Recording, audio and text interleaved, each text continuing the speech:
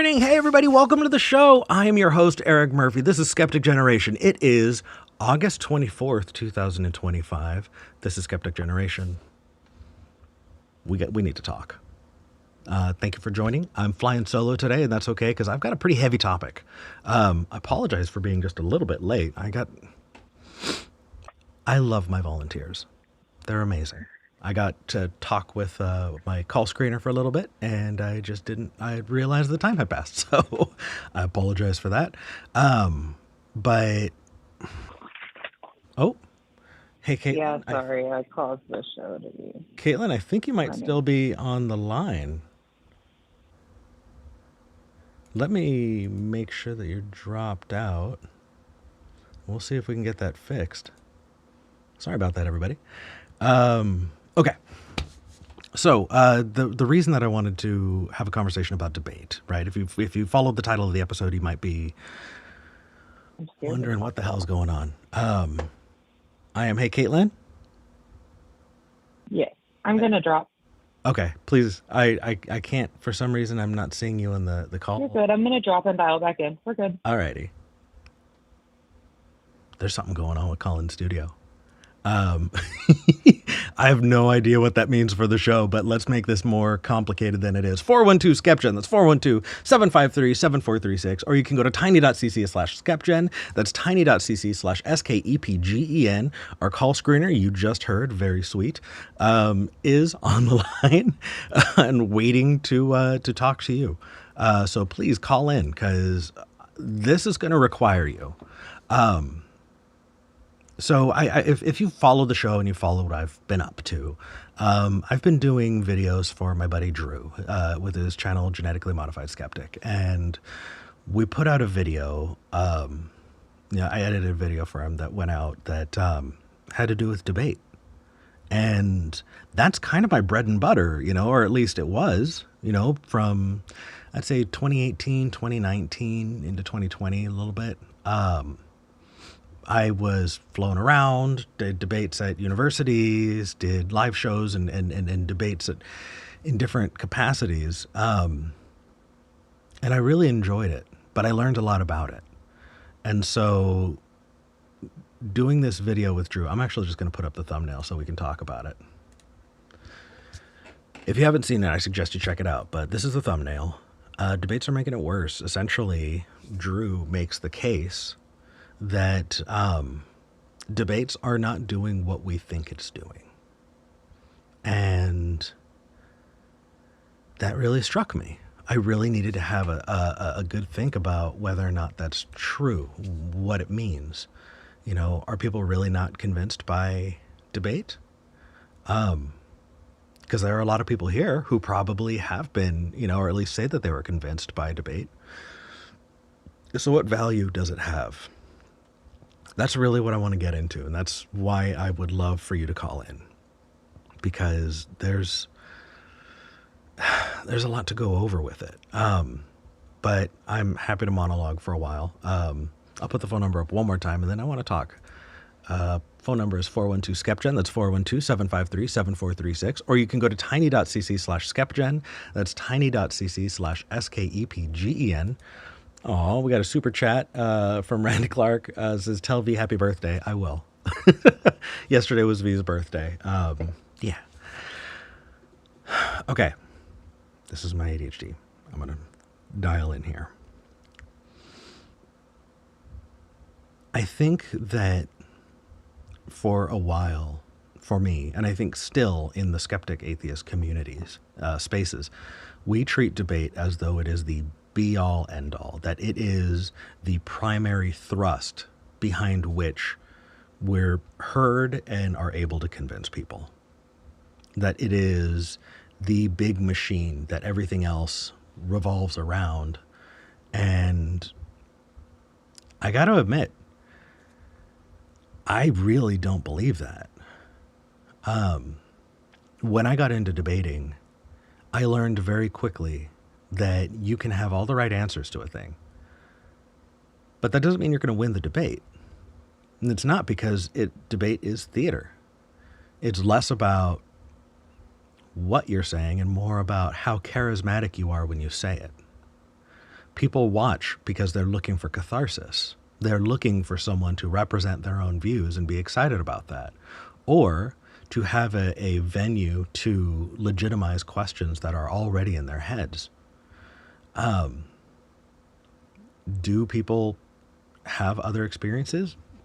I'm sure, it's a big world, but I don't think that is the primary mechanism that's moving things forward.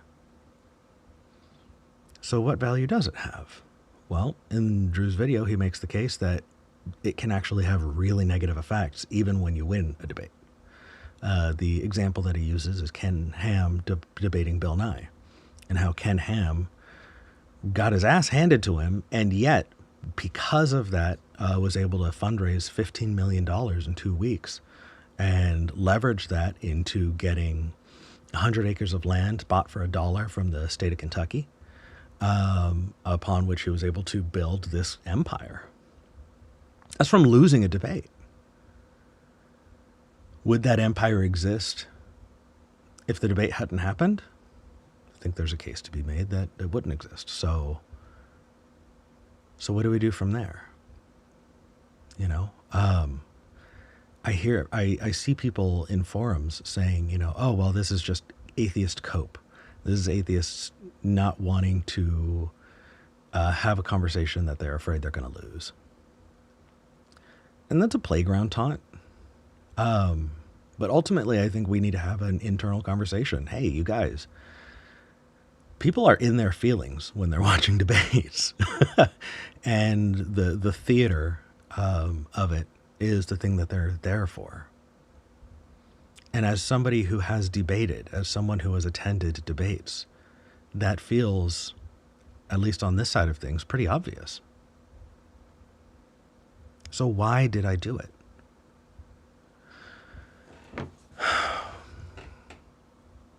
I think I enjoyed it the same way somebody enjoys a sport. I don't think people play football to change hearts and minds. They do it because there's catharsis there, because it's fun, because they want their friends to smile, or they want the people that they care about to see them as having value. I debated because I wanted to represent the atheist community, and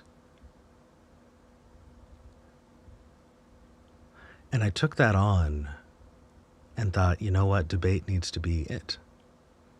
And I would have people come up to me and say, hey, Eric, you killed that debate. You were great. I didn't think I was. Yeah, sure, we could talk about self-esteem or whatever the case is, but I think that people go to see their guy most of the time. Most of the time, not all of the time. And so we need to talk about the framing of the conversation as well. What I'm saying is that I don't think debate is the primary thrust around which people change their minds and move from, their religion, to something else. I'm not saying debate has no purpose. I'm not saying that debate is pointless or useless. I'm saying that it is not this powerful mechanism around that we're kind of led to believe, that we talk about, especially in atheist skeptic communities, right? We walk around acting as if we're completely rational all of the time, when the fact is people go to the debates to be in their feelings. And so, look, I've been in my own head about this for a bit. But I would love your input. I want to hear what you have to say. And yeah, so I'm going to put the phone number out one more time, and then I'll continue. The phone number is 412-SKEPGEN. That's 412-753-7436. Or you can go to tiny.cc/SKEPGEN. That's tiny.cc/SKEPGEN. Our call screener is waiting to talk to you. We'd love to hear from you. There's only so much I can do talking to a camera, you guys. It's a call-in show. Yeah, so where do I go from there? Like, it kind of spun me out. At first I got really defensive and said, people get a lot of value out of this. Of course, people change their minds. I hear about it all the time. People write me emails all the time about how, whatever, discussion, argument convinced them. But I think when you dive in and you get the details, you realize the conversation's a very different one than what they said. When I started Talk Heathen, the conceit was that it would be a place for callers to have an ongoing conversation, that they can call one week and then call the next week, and we can move with them through a more nuanced conversation that had them in one place, and over time we could see that those opinions are either going to strengthen or change, and whether or not they're for good reasons. It requires that you have the same hosts on every week. Otherwise, that conversation just cannot continue that way. It was novel and people enjoyed it. And I think that I did see a lot of people say, and in particular callers, say that they wound up changing their minds. And I don't think that you get that when you're having an Oxford style debate or you're having a call-in show where people are waiting to take turns to talk at each other. It's fun. It's so fun. It's cathartic, right? It feels good. And for that reason alone, I don't think we should not do that. I think we just got to recognize it for what it is. It's entertaining. But it's there for the people watching, and you don't often see the opinion of the caller changing. And I don't think it's meant to. And I think that in what I've tried to do when it comes to building community and fostering more empathetic, nuanced conversations, the viewership has gone down. People want blood sport. And also the number of callers who've actually changed their minds over time has gotten better. That's kind of amazing to me. And we don't talk about it. So, yeah, we could talk about how valuable it is to talk to them, but or to change their minds, but I don't know. Am I missing anything? Is there a value or purpose that should make that a primary thrust of the skeptic, atheist, rationalist communities that I'm not getting? Because really, like, the only criticisms I hear are people crying about, oh, this is just cope. This is just people not wanting to have conversations because they're afraid they're going to lose.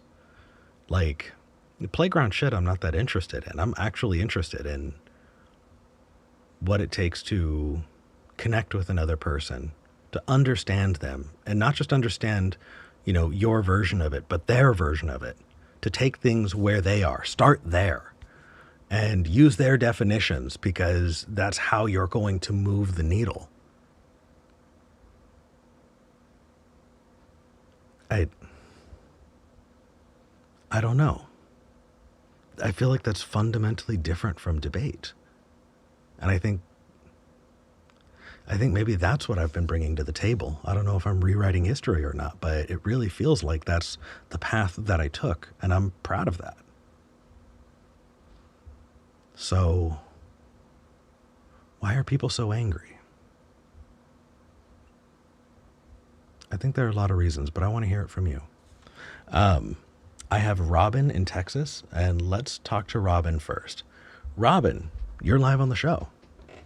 Hey, sorry, I tuned in a little late, and I just heard you say that you don't want to talk to the camera by yourself, that this is a call-in show. Thanks, Robin. The thing that I really am wanting to talk about is whether or not debate is worth it. I think so. Why? I'm a person, I'm very self-critical, and I'm very introspective, and I change my mind all the time. All I need is someone well-spoken to make a point that I don't think is stupid, and I will change my mind. I'm struggling to think of things I've changed my mind on recently, but for example, the terror attacks quote unquote, on October 7th. I don't believe that those were terror attacks anymore. I changed my mind. I was presented with better information, and I made a better choice about it. Sure. Was that a debate, or was that you reading the news? Well, I guess it's me and my mother having conversations. Is that debate? No, that's the thing, is listening to someone. And, when I think of debate, what I'm talking about is an Oxford style debate where people take turns to talk at each other. And what they're saying is prepared ahead of time. They're just taking turns to have their conversation with the audience. But there's not a level of engagement with the other person. Not really. And people treat that as though that is like the Super Bowl of skeptic, atheist, rational thought, and it feels more like entertainment because it is entertainment. There's value in that too. Well, yes, but the conversation you had with your mom is the one that is I think the one that's actually changing minds. It's one where you're listening to each other and talking with each other and engaging with those things and not talking at each other. And also, what I get when I listen to atheists speak is how to better articulate my own thoughts and feelings in such a way that it's actually biting. I'm sorry, say that again. What I get out of listening to debate, mm-hmm. I don't remember the name of that one guy. Is it Richard Dawkins? Does that sound familiar? Yeah. Richard Dawkins is a biologist, author, and TERF. But yeah. Oh, is he? Oh gosh. Oh, okay. Yeah. He went down the TERF train real hard. Oh man. But what I get, I don't remember all the names perfectly, but what I get when I listen to atheist debate Christians, for example, is I get the better terminology on how to have these conversations in my private life. So if the point is to have the conversations in private life, and if the debate is just entertainment, at very least see it as training. At very least see it as giving me the rhetorical tools, not just me, but the many me's that are listening and other people, the rhetorical devices and the rhetorical tools needed to make biting criticisms. I've bought many books based on recommendations that I've heard from people like yourself, if not you. Like it's stimulating the economy. It's preventing me from thinking about other bad things that are happening around me all the time. There's value in it. I don't know that you're changing the other person's mind in the debate. I don't think that you can get to the point. I think you have to understand your enemies or your counterparts position very well to even engage in a debate with them, mm-hmm. which means you have to have already rejected what they believe in order to continue speaking. So either you're speaking out of your ass and you don't mean it, or you have already considered thoroughly this other person's position. So I don't think that you'll convince the other person, but I think that you are convincing, I think you are training people on how to speak. Interesting. Okay. So I'm writing this down because I think this is exactly the conversation I want to have. Give me just a second. Where I'm at is I feel like we're having two very different conversations, and both of them are really important, right? So the first is there's the statement, and I'm trying to create a visual right now. So at some point, if if it's on mute and you get to see it, cool. If not, totally understood. But on one side, there's the statement, debate has no value. And I feel like that's the statement that you're responding to, right? Okay. Yeah. What is your actual position? Let me just see if I can get this up. And I missed a lot of the preamble of what you were saying, and then I was talking to the call screener, and then, so there's critical context that I wasn't privy to. No worries. I'm trying to see if I can get this fit in here. The other statement is debate is not primary in changing minds. It's not the main thrust of changing people's minds. Yeah, I'll give you that. So if I'm saying debate is not primary. And I feel like the majority of responses that I've seen are people saying, well, it has value. I feel like those are two very different concepts that we're just kind of talking past each other.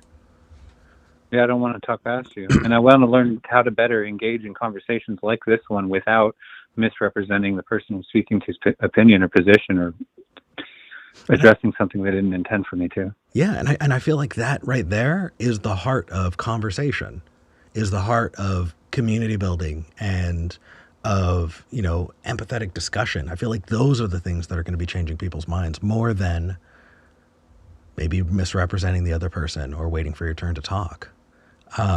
And I think that that's something that I really, really, really value. And so I'm going to keep these up on the screen for a little bit because I really want to drive this home. I'm not looking at the screen. Let me try to pull it up. No worries. I'm not saying that debate has no value. I'm saying that debate's not the primary thrust in changing minds. Okay. So what is debate even worth having is the title. Yes. Are you saying no? I wanted to first get to the statement, that it is a primary thrust, and then talk about what the value is. So if we agree on my statement, then let's talk about yours. I think it does have value too, just not in the way we think. Like if you enjoy watching sports, great, but let's not pretend that it is the mechanism around which the world changes. It's a sport. It's a thing that you enjoy. It is a theater. Yes. And so we should treat it that way. So we should treat debate as theater? Yeah, because that's what it is. Absolutely. Okay. In most debates that I've seen, actually every debate I can think of, it had a whole lot more to do with the charisma of the person who was debating than the subject matter of the thing they were debating about. And if that's the case, then that's far from rational and purely skeptic, right? Yeah. Sorry, repeat that last point again. No worries. I said that, here we go, I'm getting your name back up here. If people are watching and getting their minds changed, or think they're, let me rephrase this. Let me start again.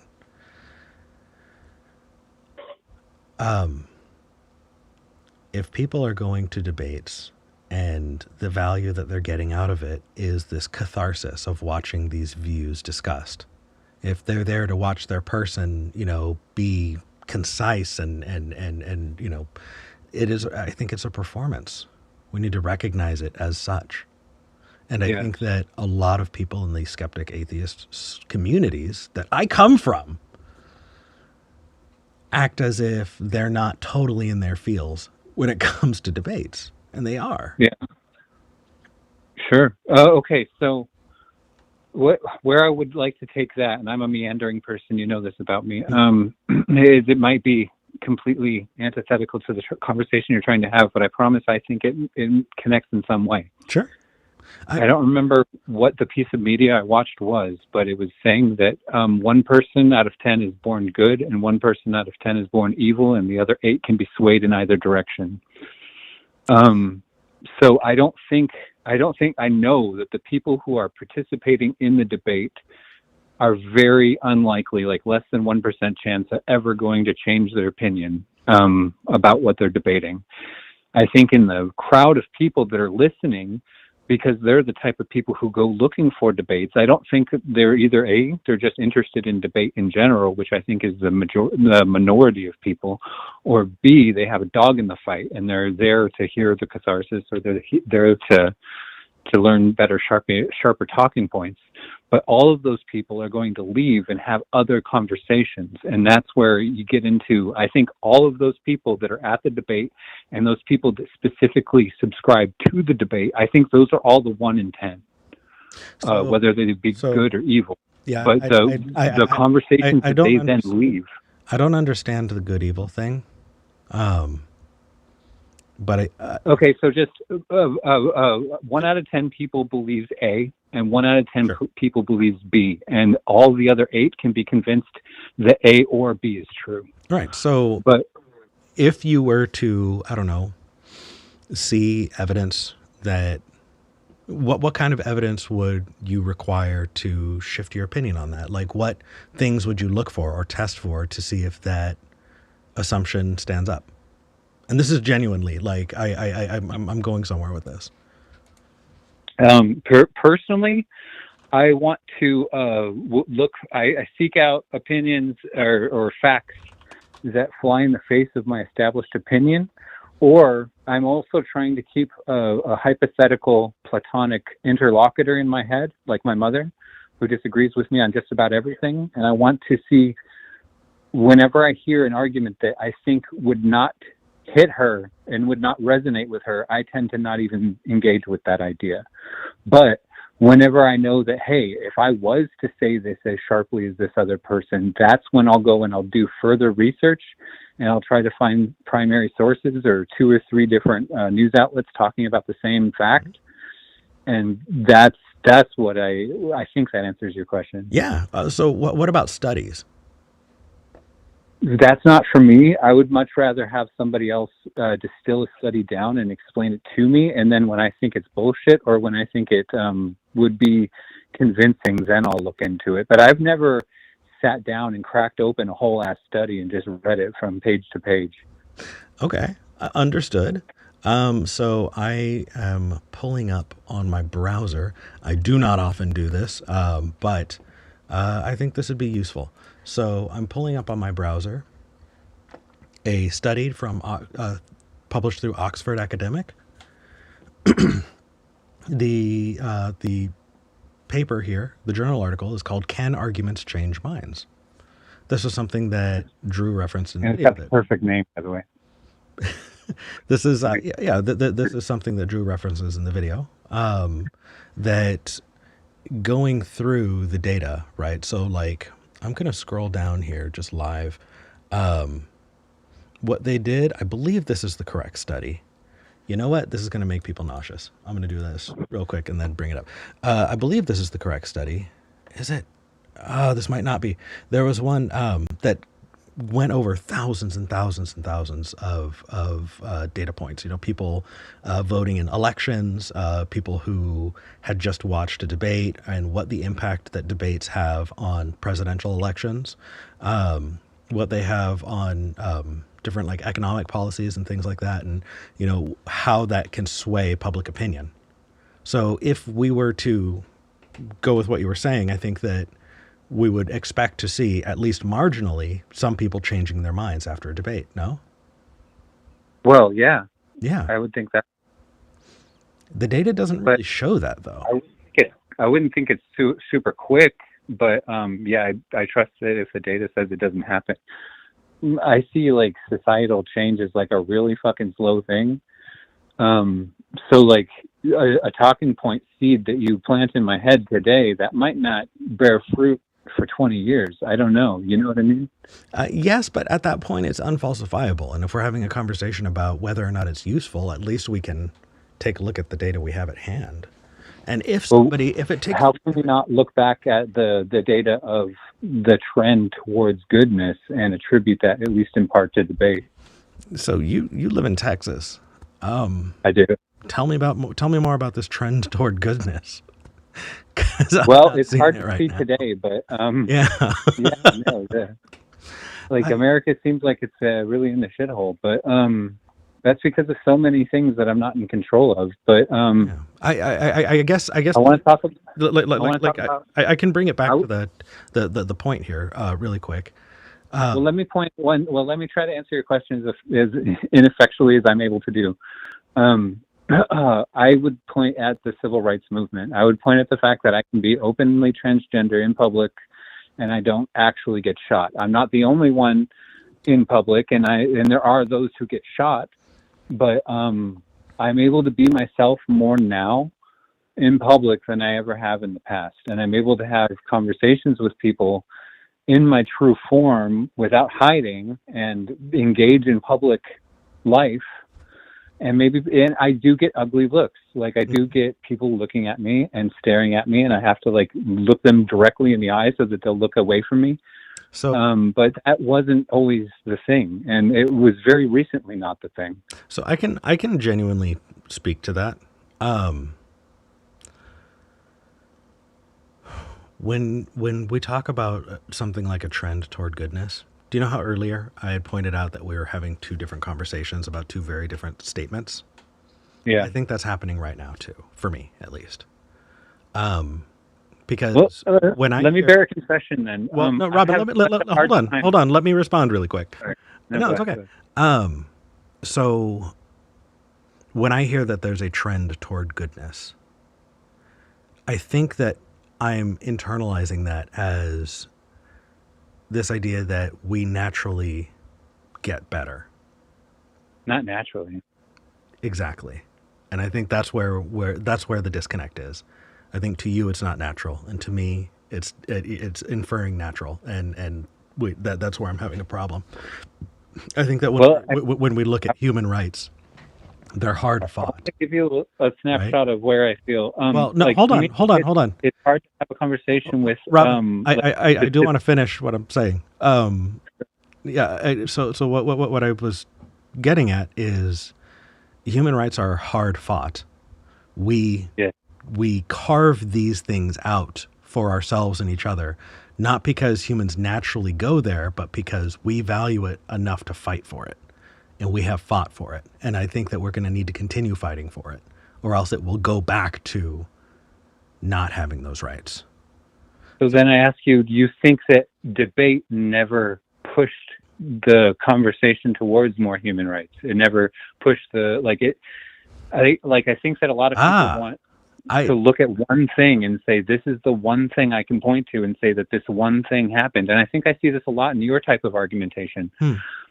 And like, I don't think anything is one thing. I think that we're spreading the load. Yeah. And I think that most of the lifting happens in interpersonal conversation. It doesn't happen at the debate. It happens, like you said, 20 years afterwards, because you had 20 years to internalize and talk to people about it and work that out. And I think those are the things that change minds, not the debate that you went to 20 years ago. No, sure. You just gave me the tools. It's like going to the armory and asking for a better weapon, and you give it to me. I didn't give you the tools, though. If I You did. So no, so okay, I have debated on stage plenty of times, and the things that have changed minds in my personal life have not been spotting the fallacy and pointing it out. No, it's been walking people through and having those relationships and having that communication on a personal level that allows people to open up to new ideas. Yeah, I think that when I say spread the load, I'm not saying that debate is better than conversation and humanizing yourself to your enemy and being publicly visible. I think these are all different aspects of sharing the load. But but you're not making the claim that there's no value in debate, so I can't really push back against that. Let me say one thing I tried to get out twice earlier and I wasn't able to. Yeah. My brain, I'm not a skeptic. I'm not a rationalist. I'm not a Christian. I'm not an atheist purely. Like I have a very hard time squeezing my mindset through the little Play-Doh shape maker that a lot of these conversations are trying to take place within, if that makes sense. Okay, I'm following. I'm just trying to like to me, something can have more than it's not weird or abnormal or undesirable for something to be very hard to squeeze into that one way of thinking. To me, it's the human experience is all encompassing. It's much larger. It's very difficult to put it in any kind of box. So when we're talking about skeptical or rationalism or whatever it is, to me, that's just another, it's a series of constraints that you're placing on something that will not be constrained. I disagree there. But I think that at that point, I don't know how far we can get into that. But here's the deal. Let me check and see if we have other callers because, we do have another caller in the queue. Yeah, I don't want to monopolize your time. I just wanted to give you somebody to talk to. No worries. I sincerely appreciate it. Well, let's talk a little bit more while this person gets screened. I'm going to put the phone number up there also for other people to call in. 412-SKEPGEN, that's 412-753-7436. Or you can go to tiny.cc/SKEPGEN, that's tiny.cc/SKEPGEN. Our call screener is waiting to talk to you, and I would love to hear from you. So when you say that, like, are you saying that humans defy definition? Is that kind of where you're getting at? Because that sounds beautiful, but also impractical. I think to you it makes sense that it would seem impractical because you seem to rely very heavily on these tool sets that I'm pushing against. I think that you require them. I think that the way that your specific mind works, it is very difficult to consider things that don't fit neatly into definition. But I'm not saying I'm right. I'm just saying that that's how I perceive you and this conversation and this channel. But I think it's good. Like, I want that extra because you see things differently than me. And by trying to internalize and apply your tools to my thinking, I believe that there is value in that because I don't think that your observations are worthless. So then I sincerely appreciate that. And if that's the case, then I want to offer a genuine counter to that. Cool. So my genuine counter is, last week there was a caller, Summer, who was saying, this person is or isn't transgender, or this person is or isn't a woman, right? When Atticus was on with me. And the response to, Eric, are you being skeptical? Is I said, I'm not in the business of gatekeeping. If someone is going to self-identify, I'm not going to be the one to gatekeep. Because that feels weird and also not like it's actually going to lead to real truth, right? If somebody has a personal opinion about themselves, okay, but I'm not going to argue with them about it. I see that happen in skeptical groups as well. You're not a real Christian. Real Christians believe this. Fucking don't define to Christians what they are. They'll define that for you. We don't need to be in the business of doing that. All Christians need to defend this point in the Bible. No, they don't. They don't all believe that. Listen to them and find out what they believe before you go off on, half-cocked on some, issue that you have. But because of that, right, like, hold on a second. Let me make sure I'm getting there. Because of that, what use are definitions if I'm not gatekeeping them, right? I think that in the same way that there are as many types of Christianity as there are Christians, I think that my understanding of skepticism is different than other people's. Of course. Yeah, that's reasonable. I'm glad that you see it that way. And so if I say I'm a skeptic, I think the best answer is, okay, what does that mean to you? Yeah, right? It's the hard work that makes having any kind of conversation more difficult. So if that's achieving a sight of the other person's argument, so before, like in their worldview, right, before you can respond to it. Right. So if that's the case, and you say I'm not any of these things, let's change the way that you're approaching this and say, Robin, if you say you're a skeptic. Okay, that's awesome. I'm not going to pull your skeptic card. I'm going to ask you what that means to you and see how that's relevant in the conversation. So I don't even classify. So maybe you are all those things if that's what you decide that, you know what I mean? Like, yeah. Okay, so I was trying to write on the Less Wrong forums, and one of the things that they wanted me to do was to read this book that's 1,800 pages. And that's longer than the fucking Bible. So like these people call themselves rationalists, and they came up with this whole terminology and this whole workflow for how you can speak and think more rationally. And to me, that's just another goddamn religion. Like, it's another structure that's not, like, I don't know. To me, the people, like, I don't know how to say this is what I am. I am a trans woman. I am American. I am a veteran. I'm an artist. these are the only things that I know that I am. I don't know how long I could make that list. So I don't think I yeah. am a skeptic. I don't know. So I think that I'm going to make my best case for skepticism, and then we're going to move on to the next caller. Okay? But Do you know what Esperanto is? no. Esperanto is a constructed language. It's a conlang. It's a language that people created with the intent to be easily learned by anyone from any culture, any language. Esperanto is supposed to be a middle ground that everyone can go to, and a language that even if you don't speak, Japanese, even if you don't speak German or, or French or Hindi or, whatever the case is, speaking Esperanto could be that universal language. That was kind of the hope for it. And it didn't work out the way people planned, but there are a lot of people who speak Esperanto and have the hope that that is what it is going to get used for. It's simple and it's easy to pick up. And I think that the idea is if we're all speaking the same language, then we can get past a lot of the superficial differences that prevent us from having more meaningful conversation. Right?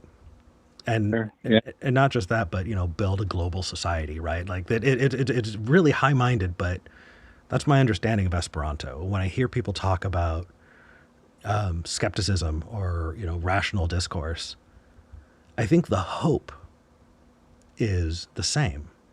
It's a standardization of tools that everyone can use, so that we can reliably come to the same results if we're doing the same process. So my question is, how does that not just subdivide people further and further and further? Like, how many people read the book? How many people finished the book? How many people also read diegetics or Dianetics from frickin' Scientology? How many tool sets do I have to acquire before I can reasonably communicate? Well, as many as you feel comfortable with, and as many as you're going to be able to interact with that community about, I'm sure. Like, is there a literature I need to read to better engage with skeptics?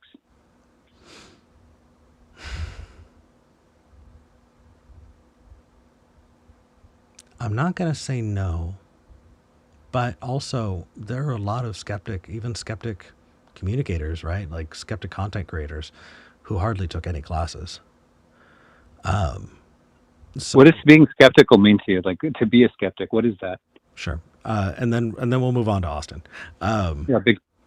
Yeah. So, skepticism, the way that I think about it is, Robin, are we the same age? I'm 38. I'm 38. Nice. Okay, cool. So did you go to public high school? Yeah, for a little while. What was that style of note-taking where you'd draw a line down the side and you'd ask questions? Socratic notes? Remember that?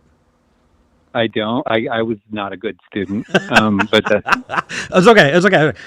So I'll approach it from a different standpoint.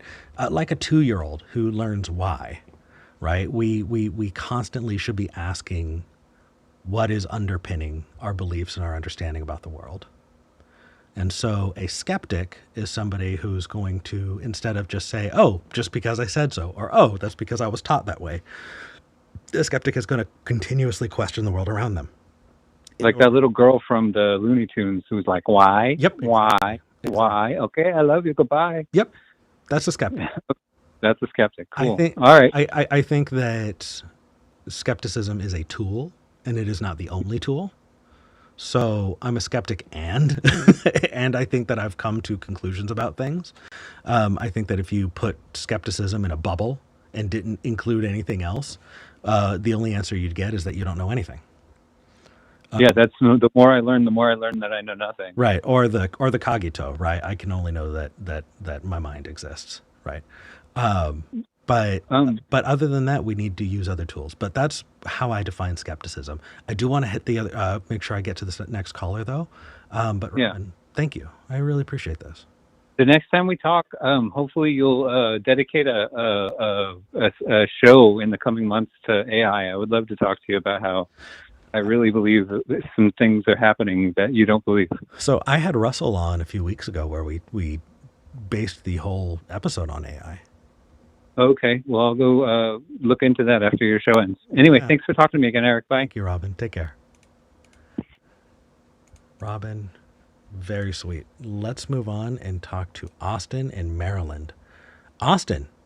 Oh, Austin, you're live on the show. Hey, Eric, how are you? Hey, I'm doing okay. Thank you for calling. You want to talk about debate. What's going on? Yeah, so I just want to lay my own cards out on the table.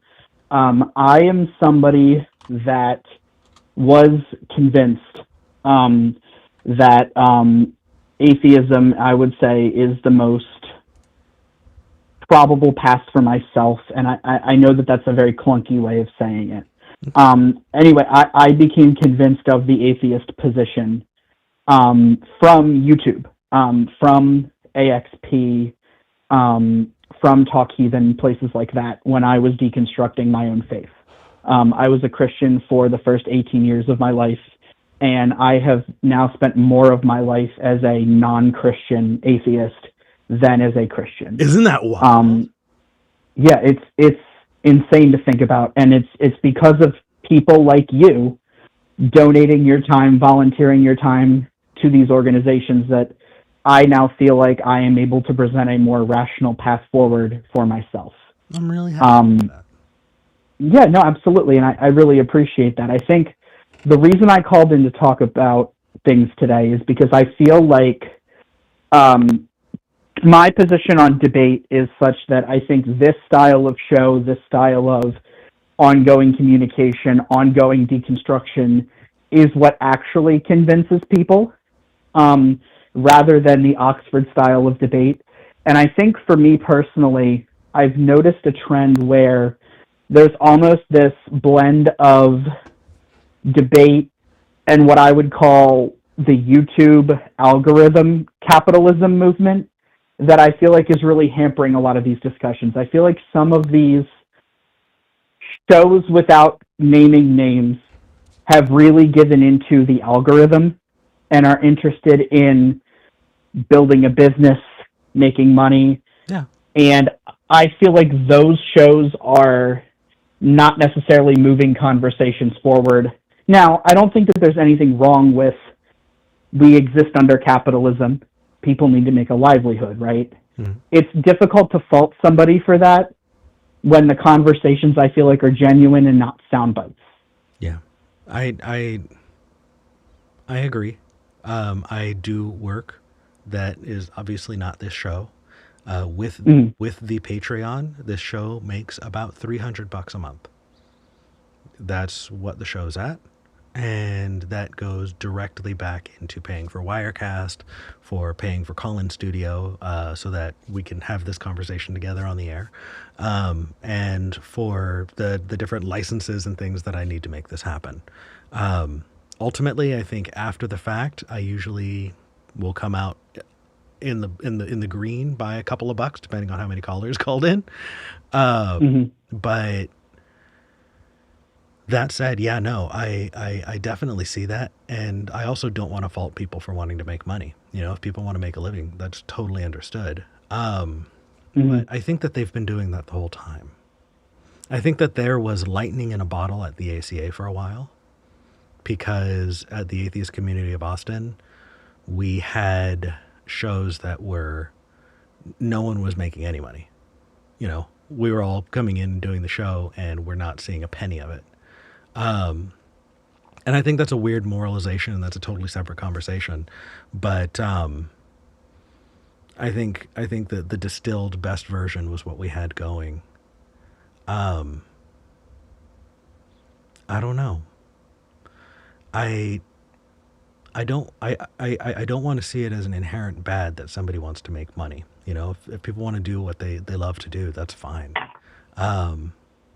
But I guess I want to investigate that a little bit more. When you say that people are doing these shows just to make money, what does that mean? Do you think that makes it less authentic, or less likely to be true, less likely to be an accurate representation of the feelings of the people who are hosting, or like, what are the implications there? So I guess for me, I don't think it inherently has to be less authentic. I think it is possible to have good conversations, or perhaps even, convince people of your own position.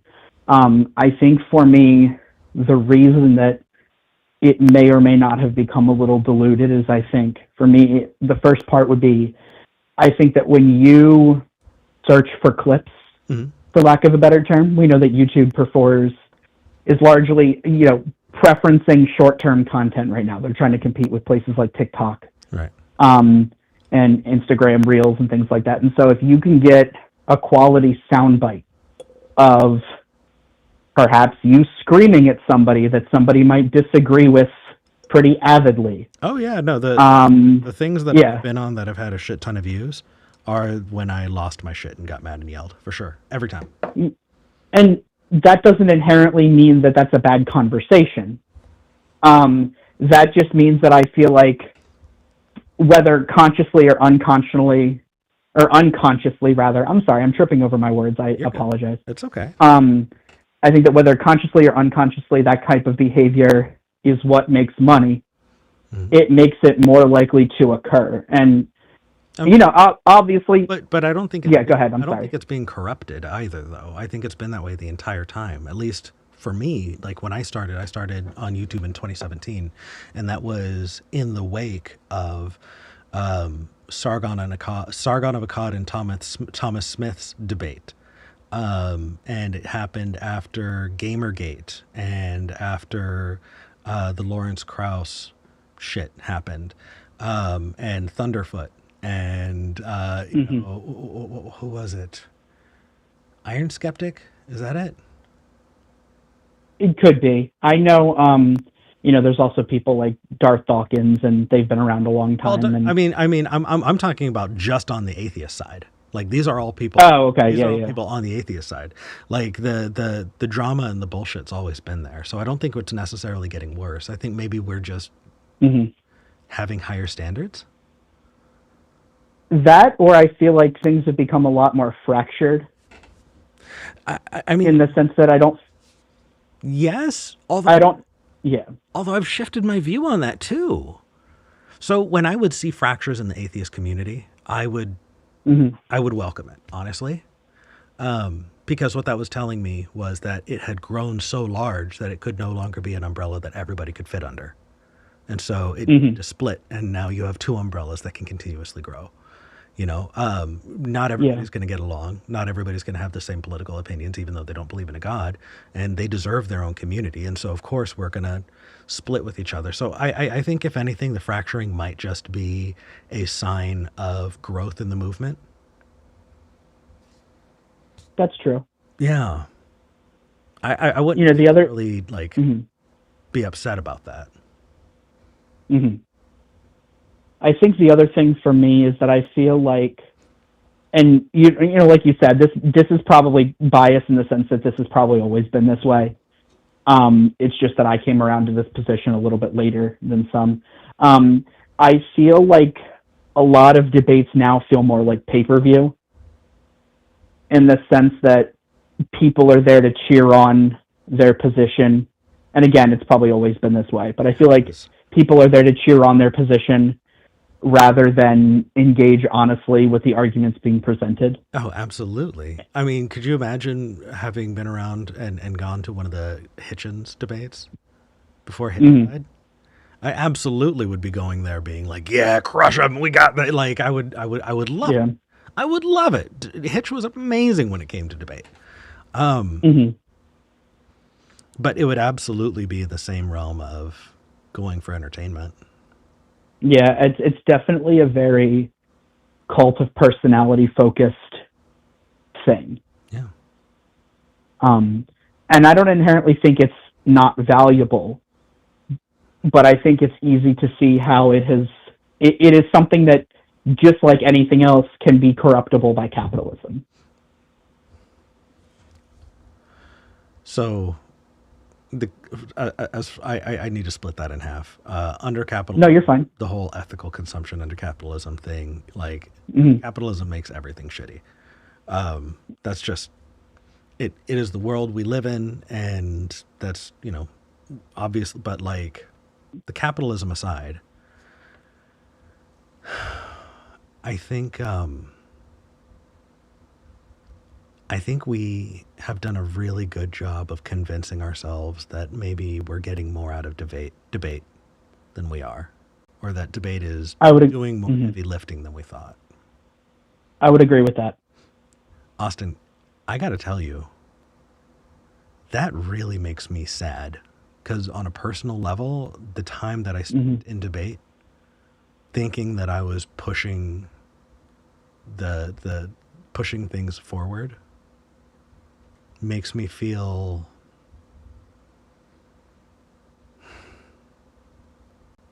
it makes me look back at at all of the self-congratulatory patting, me on the back or whatever, and kind of cringe a bit. It was entertaining, and there were times when I was really good, and also if it wasn't changing as many minds as I thought, then was I just being, a dancing monkey for people? Was I just entertaining? And it makes me sad, but I think that I kind of want to shift that into something else. I think that demonstrates what I see value in, right? I think that I moralize that kind of thing, and I think that a lot of people in the atheist skeptic space do. There's this view that you want to follow the evidence wherever it leads, right? That is a value that is upheld in atheist spaces, but that's not a value that's upheld everywhere. We carry this assumption that everybody has that same value, but they don't. Pointing back to, again, because it's hard for this not to be in my mind because that's what I did for, over a week with Drew, is make this 40-minute video and go through footage and edit and put it all in. So of course it's on my mind. But when the moderator asked the audience question to Ken Ham during the Bill Nye Ken Ham debate and said, "What would it take to change your mind?" Bill Nye reflected his values by saying, evidence. Just any evidence to point to young earth creationism being the case. You'll convince me by showing me that these things are possible. And I think Ken Ham just demonstrated his values by saying, there's nothing in this world that can change my mind. And I think for a lot of people who are Christians who view this kind of steadfast holding to belief, they think very highly of that. So Hmm. I don't know. I think we need to challenge the idea that we have the same values, because we just don't. I would agree with that. That sucks, doesn't it? It really does. And I have really started to come around. Like, so, there was a point in my life where I believed that, if I presented my arguments clearly and rationally, and Mhm. then, rationality win in the end, right? I feel like over the past, I don't know, decade, um, it has become clearer that there are people that we might not be able to reach. Well, And that's, we're not talking at them. That's the piece, is like, mhm. having the right words. Is that similar to those people who will gather on the coast of Florida to rebuke the hurricane, right? Who think that if they just have the right words, Mhm. then the hurricane won't come and destroy their home. That if I have the Mhm. right rational argument, that the person who's on the other side of this argument will listen and change their mind. I don't think we can't get to them. I just don't think we can get to them that way, at least not anymore. Yeah. Maybe that can be a chink in the armor, and that's great. But I still think that Mhm. even for people who walked away as young earth creationists and wound up moving their way from young earth creationism, that Mhm. may have started them on the path, but it was honest, thorough investigation. It was, having conversations and really diving into that did all of the heavy lifting. That was it for me. Yeah. And that's fantastic. But maybe the debate didn't do all of that work. Maybe you did all of that work.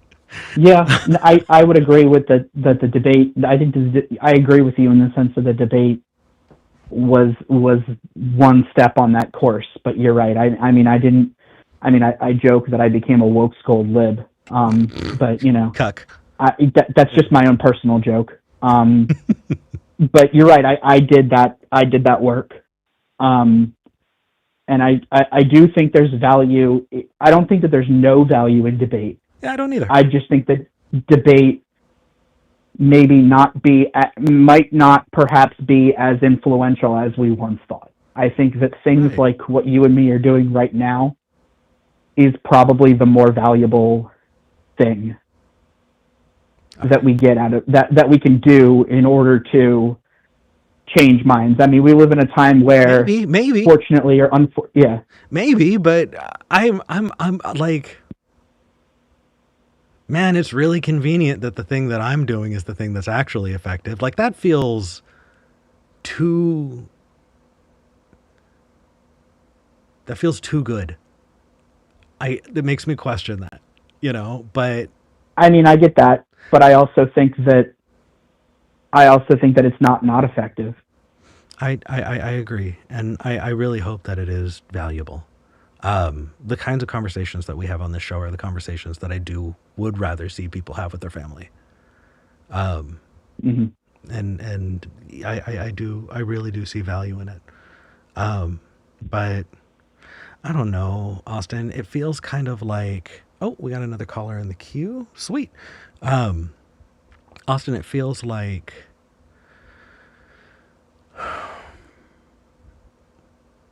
someone maybe who was really into recycling, finding out that they weren't actually saving the environment, not as much as they thought. You know, they did the work, they built a composter in their backyard, their backyard smells like shit now. You know, they wade through there in their neighbor's garbage to separate the plastics from the glass and the non-recyclables. And they make it a part of their personality and they tell themselves, I'm making this world a better place. And then you find out what a small piece that is. And you go, oh, that kind of sucks. I think that's kind of my feeling about debates, is I really thought that the debates that I was in, that I contributed to, that I helped, did more than it turns out that they did. I can see that. I think that for me, I guess the what I come down on is, and again, I'm not trying to just blow smoke here. I think for me personally, I am proof that those things were valuable, but I think that your inclination to perhaps do things a little differently now is a natural evolution of that position that you once had. And that's kind of what I take for myself, just this idea that and I guess to kind of go back to what Robin said, perhaps certain times call for certain weapons. Yeah. But and the world we lived in 2016 is vastly different, especially as Americans, than the world we live in right now. Yeah. The response to, you know, if we're talking about America in particular, the response to fascism is not well-reasoned discussion. Mm-hmm. But in the same way that we talk about religion, well-reasoned discussion is not what caused people to believe in religion. So why do we expect that to be the thing to work them out of it? Yeah. You know? But even then, I feel like there's so much complexity there that we're not getting to. You know, conversations about moral values, about, you know, how we see ourselves in relation with each other, and what we think we ought to do in the world. You know, like all of those things just kind of flow from there. But I don't know, Austin, I appreciate you calling. And also, this fucking shook me. I figured that it would at least be entertaining if I came out and like had this conversation on the air so that I could be vulnerable and also work it out. And yeah, this one shook me. But I think, go ahead. yeah, I mean, I think, I'm sorry, I did not mean to cut you off, but I think for me, the biggest thing is that you're not here screaming at people. You're earnestly trying, and we're not, YouTube might not be the best medium for this. I really had to bite. But I really had you're to bite my fine. tongue not to scream at you just to be a contrarian.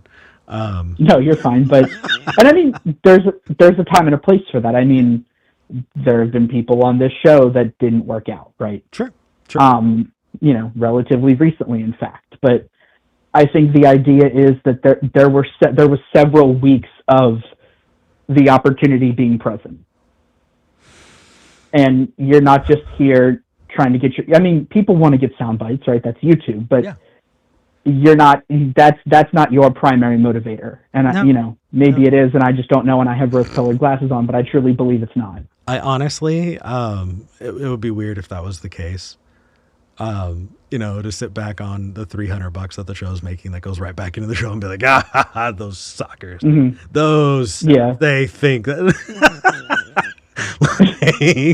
nah, this is a labor of love. But I would be, this is not your, this is not the main gig. This is something you do because you genuinely, I think you want to have these conversations first, and you want to subsidize the show second. Yeah. But I would be remiss not to plug that on that. So, hey, everybody, if you do like the show and you want to contribute, it is fully held up by everyone watching. We're not making the ad revenue and stuff that we were. It's just, we're just having good conversations and wanting to bring more people into that. If you like the show, hit the like button, hit subscribe. And if you want to support the show, consider going to patreon.com/skepticgeneration. That's patreon.com/skepticgeneration. Austin, thank you for this. I really appreciate it. Thank you for having me. Have a good day. You too. All right. So I'm going to be super real with you, chat. Okay? Super, super real. I'm producing this live. I'm hosting this solo. And I'm going to need to go to the bathroom at some point. So I'm going to take one more caller. And then afterwards, I'm going to read super chats and head over to the after show, which we do after every episode, most episodes at least. You can find the link to the SKEPGEN Discord in the description for this video. But first, let's talk to Courtney. Courtney in Oregon. Hey! Are we neighbors? Hello. This is also CG. You probably know me. Oh, hey! We are neighbors. Yes, yes, we are. Hello. Hey. Good to hear from you. I won't keep you long since I know you need to take a break. But I definitely wanted to say I was thinking about it because of the topic. Mm-hmm.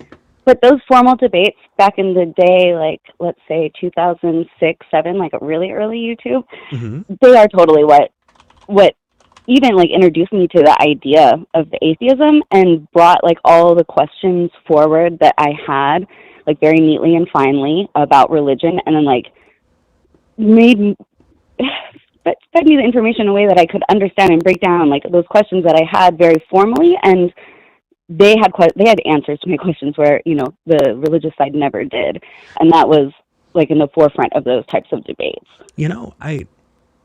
I think if we look, like, are there any debaters particularly that come to mind? Like about, like, definitely for me, it was Richard Dawkins and Hitchens. I'm getting all nervous. And Christopher Hitchens, yeah. Yeah. So. And all the books that I read with them too, but definitely the debates were what introduced me to it on YouTube. No, I'm right there with you. I watched the debates. I read the books. And also the big hitch slap moments were not times when Christopher Hitchens was dropping facts.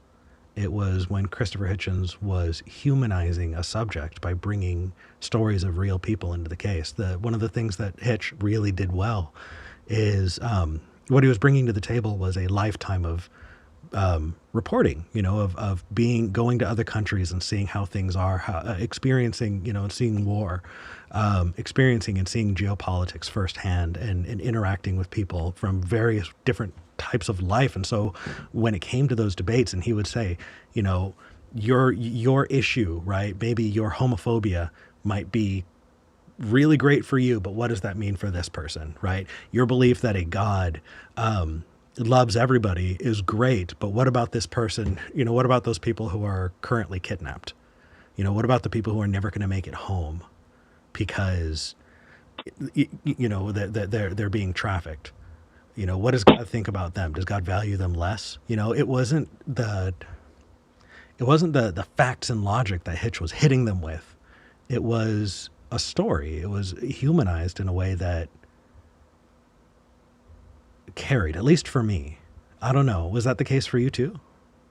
Yeah, I think the way I would put it was he was just so eloquent, and yes, he could paint a picture. I also like to listen to him talk about writing as well, as not just atheism, but writing. And he would say that if you could speak well and people like to listen to you speak, that you'd be a good writer. And it definitely, yes, he built a story, and he definitely, my 19-year-old self, connected emotionally through that. So I hadn't really thought about it until you said it, but definitely. However, I do think he had airtight logic as well and could distill everything down. That's what I think was important about those type of debates. They were formal and they were distilled down and neat. And at that time, where my, all the questions that I had, I needed it to be clean and cut like that because the religion is working in muckiness to try and confuse you, so I think that has value. I think I would take just the challenge because I see the value there, and I definitely had already said earlier on that the statement is that it has no value, because I do think it has some value, just that it is not the primary thrust behind which people change their minds. That it is not the big engine that we're building the rest of the movement around, and it shouldn't be. That's the more of the statement that I'm talking about. But even just talking about the value of it, Hitchens, for sure, was very eloquent in the way that he brought those things up. He was able to tie things together really well, going back to the beginning and tying that all. That was beautiful. And it was performance, it was theater, it was storytelling. The things that I loved about watching about Dawkins is, man, he had this way of just cleanly, without a whole lot of words, shutting things the fuck down. Being yeah, but what about this? Boom, mic drop moment. You know what I mean? Absolutely. And all of those things, when I remember it, and when I think about it, those had me in my feelings. And so, I'm glad you brought this up, because it does bring me exactly to the second point that I wanted to make, and that is. And pointedly, notes. You said a couple things saying that you felt like a dancing monkey because this is entertainment ultimately, or that it also has this entertainment factor to it. And I've heard you say this kind of negatively before, and I have thought about it or taken it in because it is something I've struggled with. I am an entertainer for work, and I have moral issues with it, but the side that's always brought to me whenever I bring it up is that entertainment has so much value. It is a relief from the grind of capitalism in the day-to-day. It is one of the, easiest ways to get communities together that is not religious. Yeah. Entertainment has so much value, and entertainment can change minds. Entertainment is known to do that. It in itself is progressive and extremely valuable. So I wanted to make that point as well. No, you're right.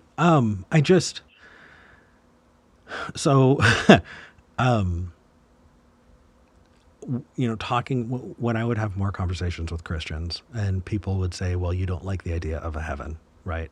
I would respond, well, of course I would love the idea of a heaven. Come on, infinite cupcakes and tummy rubs, some perfect space that you get to go and you don't have to die. I'm scared of not existing. Who's not? But there was a promise there. And then when I found out that promise wasn't real, or we had no good reason to believe it, it broke me. It really, really hit me hard. I think that entertainment, when you go somewhere to be entertained, you're right. It is incredibly valuable. It's something that I adore. I love when I get the opportunity to go and take part in the arts and watch performances. But I had like created this whole moral like structure around debates that made debates not entertainment. It made debates this primary thrust of changing public opinion, and that it was this like moral value, ethical good that I don't put on a Tim Minchin concert, that I don't put on, some amazing dance, or some amazing like, choreographed work, people who put their lives into doing these things really well. That's wonderful. And I think I just sold myself on a false bill of goods. Yeah. No, I hear that. Like, and I'm processing it live. I haven't really like gone through all of it, and I think that I've given everybody a first class seat to my little mini breakdown about it, because like, holy shit, Yeah. I honestly though, I do got to tell you that this whole line of reasoning has me thinking about a much bigger conversation around rationality that I think is a really hot take. And I usually am fine with talking about things on air, but I'm going to keep this one under my hat for now. Okay, sounds good. Good.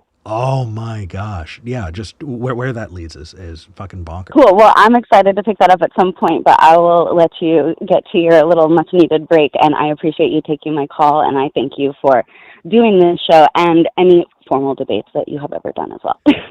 Thank you. They were a lot of fun, and thank you for calling in. Absolutely. Have a great rest of your day. You too. All right. So, it's embarrassing, but it's real. Hosting this episode, let me just, I hate needing to wrap up early, but I do got to use the restroom, you guys. There's only so much I can do live when I'm doing this by myself. But reflecting on the topic,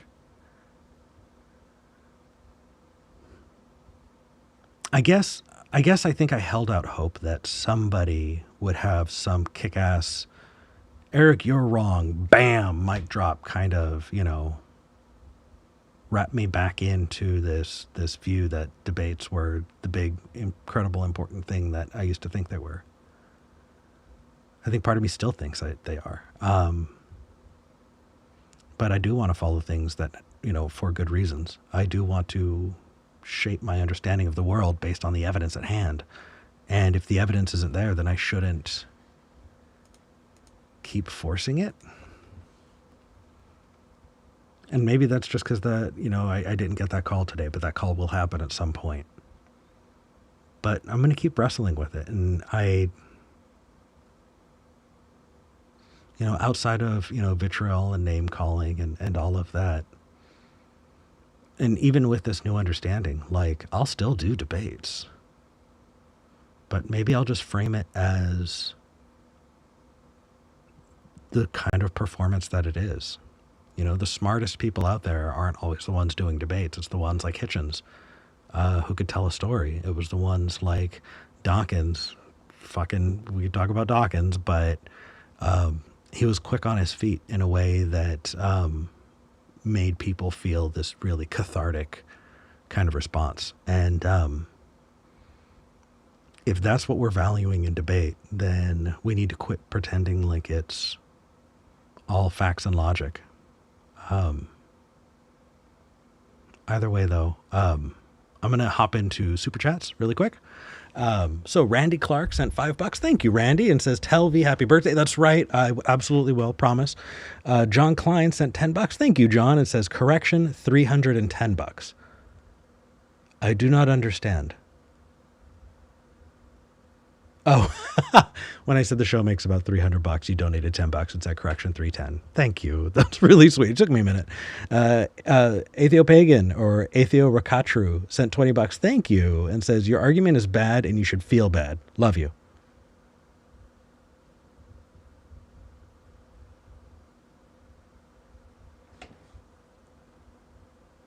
I think this is how I wind up in toxic relationships. Because I really liked that. Joshua Everett sent $20. Thank you, Joshua. And says, my car repair was reassessed and found to, in fact, be under warranty. Nice.